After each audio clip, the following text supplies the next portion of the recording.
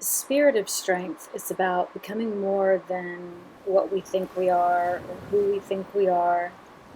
So we want to really bring in spirit. And sometimes before, during, or after a TCY practice, we want to exert that sense of spirit, to sense what is around us, what we're capable of, even if we've yet to physicalize or manifest said strength or form. Simply announcing, I am here, I am here, can be quite liberating, as is one of the primary purposes of yoga. To be unstuck. I'm wrapping my arms around shoulder to shoulder.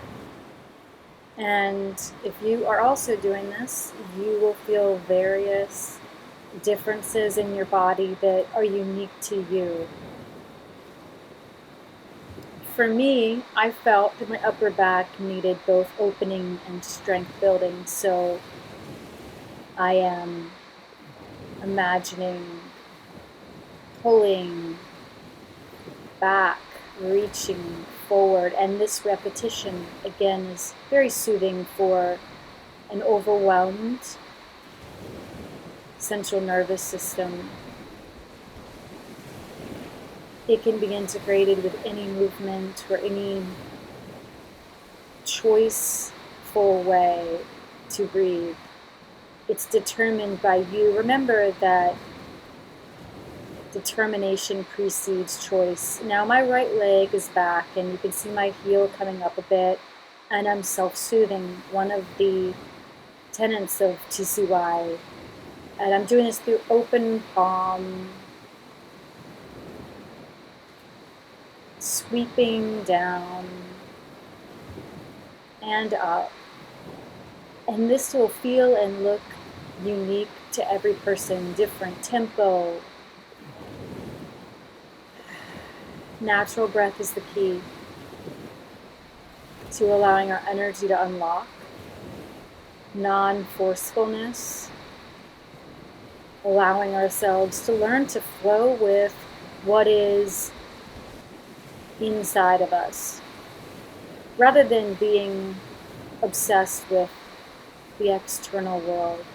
So I'm turning and facing toward you, and I'm alternating, reaching one arm toward the opposite arm, and now bringing the shoulder blades together in the upper back and feeling, what is this space around me? Because it is a part of me, just as the space around you is an essential, life-giving part of you. In all prophets, we can see light around the head, and that's because we are made of physical matter and light frequencies. So this opposition, feeling the duality by sitting down and back a bit and reaching up and forward at the same time, helps to create a lived reality that all aspects of life are within ourselves, and nothing is to be denied or averted or ignored. If we can show up for ourselves, such as I'm doing right now in this cat-cow flexion and hinging with these chair legs and these shakeouts, following by these shoulder rolls. This is what is organic. Every human body is unique, whereas that is true.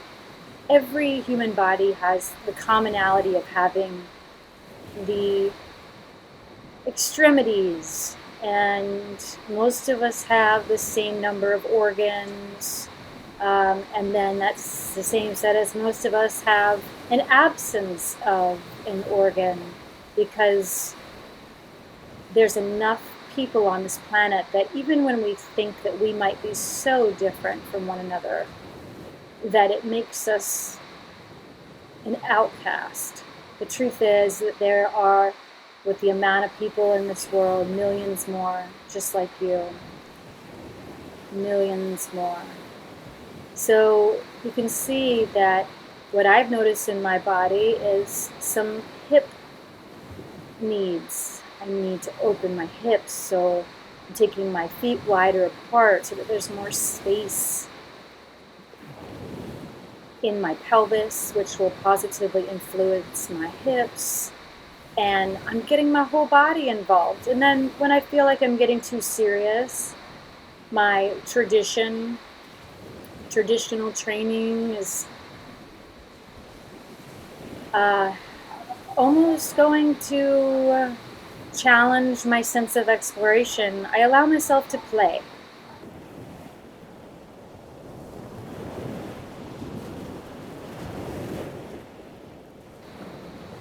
My hand is on that center point at the sternum that helps to create increased ease in the body. And the finger presses along the underbelly of my rib cage, as in everyone, all of our bodies. That is helping to remove any elimination blocks here, which will help us to find our strength when we can allow what is meant to leave the system to leave effectively, pass through. This hinging, stretching into my hamstrings creates the felt sense as I determine what is that felt sense. Self-soothing. My awareness of self-soothing comes in. And also the new fresh need of a new stance, a new way to feel myself and embody myself. What about you? Where are you right now? Are you doing something on your own? Are you focusing on something from a previous idea that I've presented? Always making sure to work within the range of our abilities. It's that simple. Only we know best about our bodies. Even if we've done a movement, in fact, especially if we've done a movement or a posture 10, 20 times, 3,000 times or more, that tends to increase the risk for injury. So we always want to follow through with attentiveness in the moment. As you can see, this is a fresh way for me to feel my body. Again, what about you here? And in my background, you might hear some children playing. So that's part of the organic nature of this flow. And here, although totally unnecessary, I'm wanting to explore what I did on one side, on the other side. It's not always necessary to model what is done on one side, on the other side. However, to explore movement on the opposite side of the body is beneficial, whereas it never needs to be the exact same movement. In this seated posture, I self-soothed, now I'm stepping forward. Stepping forward sometimes requires taking your hands and slowly navigating the heel and ankle forward to the place where you see me at right now. And taking in this instance, my left hand on my left ankle and helping that leg forward is something that is never beneath any of us. In fact, different days require different things if we're listening. So that's the best injury prevention, is to listen and sense. Let us develop our sensing brains to greater levels together by increasing our determination factor. We increase our determination by learning to engage the sensing part of the brain. So making sure that the back of the head has lots of space, breathability and length, and ease. Trying to notice where the neck connects into the back of the skull. There we want to soften Soften. What I'm doing here, hand on foot, totally unnecessary. It is necessary for me to keep the agility of my mind. I need to challenge myself. However, like I said, challenging ourselves on different days looks different ways.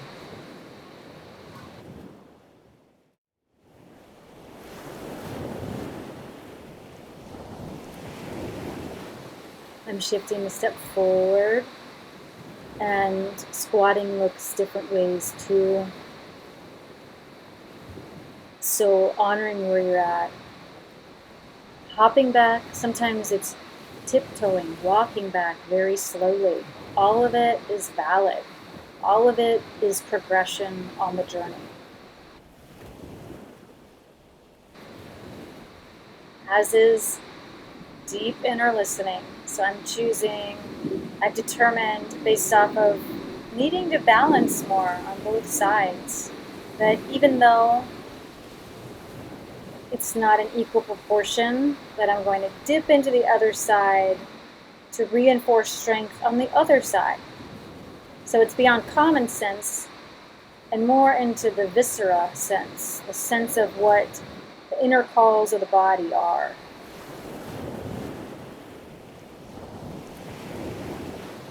Here's alternate nostril breath, very simple. Sitting on the toes is what I'm doing, as you can see. Or maybe you're so focused on what you're doing right now that just hearing the idea of trying alternate nostril breath is enough.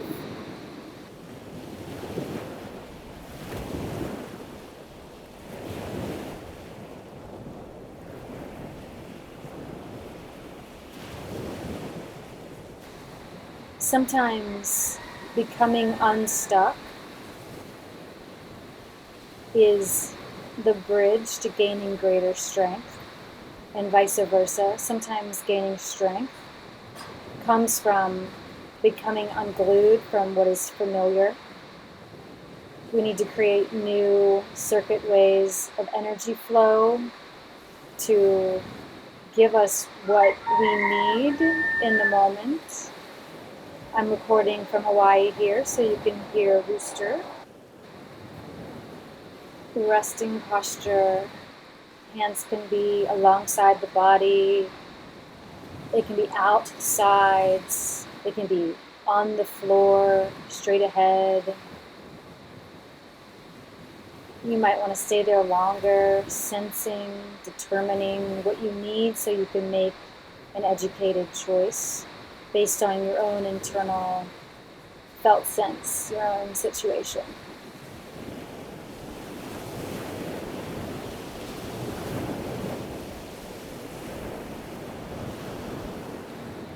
This is traditionally pigeon posture, working within our abilities, always keeping our limbs close to the ground in these lowered postures, and being very deliberate in lifting up away from the ground in any posture, so that the sensing part of our brain can kick in rather than ordering our body to do something with our executive functioning, and then the physical body coming out with that movement. We're slowing down so that our sensing brain can learn to explore what the body needs in each moment.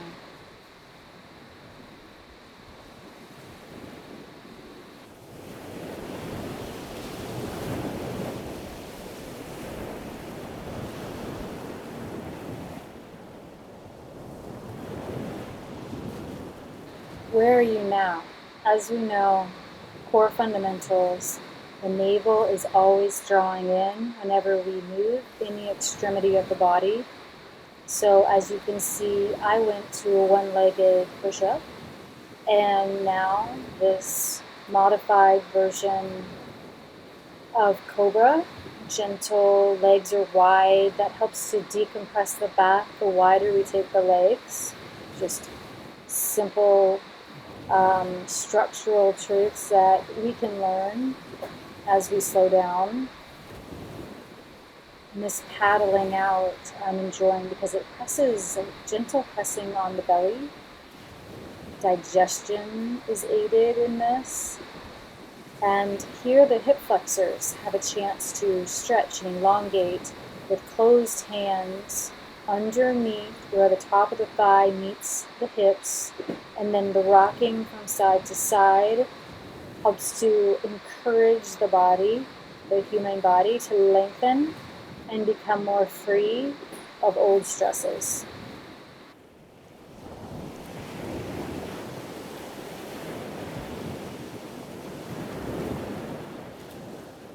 Once the body's free, we can activate a greater sense of freedom moving forward. So spontaneous movement is possible when we are free of carrying the tensions of yesterday and our physical selves. And of course, the mind and emotional self and the spirit of us and that runs through our lives is going to love this, creating new possibilities in the felt sense is going to ebb out into every area of our lives. I'm feeling into my body right now as to where I can contain this energy in my body while following my natural breath, so that where I find in my body where I can benefit most, this is the next movement I'm going to rationally take in the thinking mind. That's the determination factor. Now I know that's my next step. For me, I could feel I need more mass in my legs, stand more strongly. And so you saw the prior movement, and you'll see it again on the other side. And in the meantime, reconnecting to the core strength. The center of our body is going to feed in either direction energetically, what's above and what is below. When we connect to the very core of what is in the physical body. This self-soothing is conducted through hand presses. Heel of the hand is my focal point, pressing along thigh bone. You might continue to do that. You might be doing something totally differently. Nonetheless, in listening to this as you flow, it's fuel for the fire. You will be able to think about growing the heat in your life of all of your combined desires in striving on the mat and off of the mat by feeding off of listening to what's taking place in my own practice. Some you might agree with. Hopefully some you sense is untrue for you. What is true for you?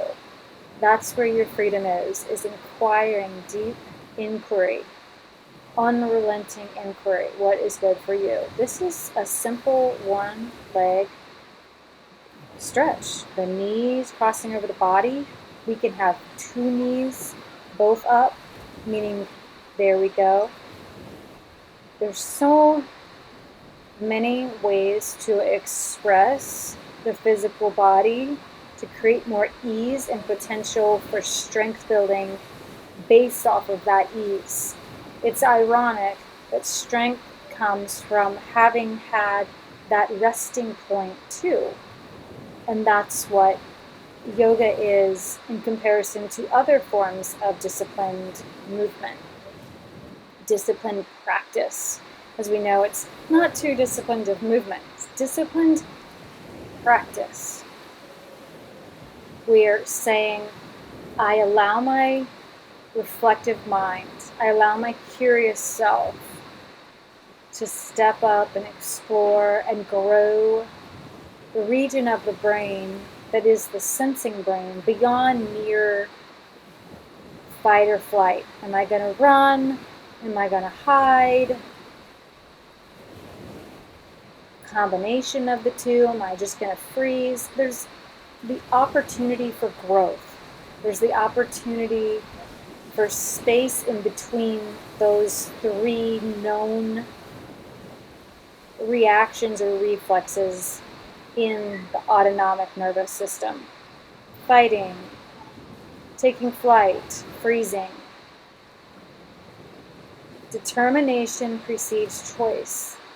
And in order to determine, we must sense what is best for us. To sense, we move beyond the known with an real accurate connection to our abilities. And if we want, again, a real simple way to ensure that we stay safe in our practice, especially during transitions, which is notoriously known as the place where yogic injuries have happened in past. Transitions are the time to inquire deeper and more frequently. So I work one-on-one with people online. We can tune in to a one-on-one session where there's a lot of conversation around the nuances, the direct nuances, details of each of these body movements. Now that you're familiar with the philosophy, I like to blend the two. I think it's really key for us to remember our why and the rhyme behind the reason. Reason comes because we're trying to find an answer, which means there is no answer. So we need to anchor in that sense of nothingness as well. This is final resting posture. Please determine how it is best for you to experience it, legs wider or closer together. Traditionally, your feet are at least a little bit apart so that they're not touching. They're no longer touching. I'm taking the heels of my hands, and like a cat might do on a mother's belly, I'm kneading, pressing, one hand at a time. I'm sensing here, where have I benefited most from this practice? And therefore, I may now focus on the felt benefits in order to increase the felt sense of said benefits that I've found. Remember, we determine our reality.